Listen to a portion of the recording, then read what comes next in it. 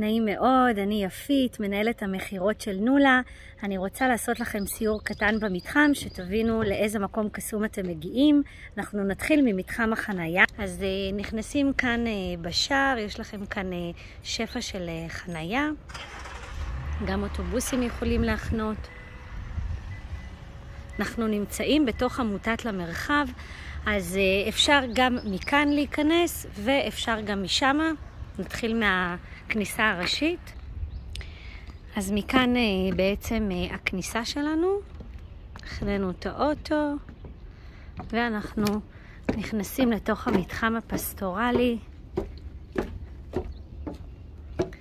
במידה ורוצים לקיים הופעות, אז ניתן בבמה כאן לקיים הופעות. יש לכם כאן את המתחם של הדשא. ניתן להזמין גם ציוד השכרה ולפזר. זה בעצם החלל הפסטורלי בחוץ. ובואו נמשיך.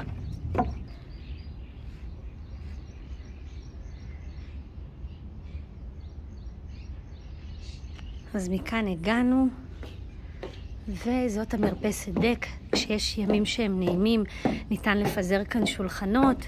אפשר לעשות כאן גם שולחנות בופה.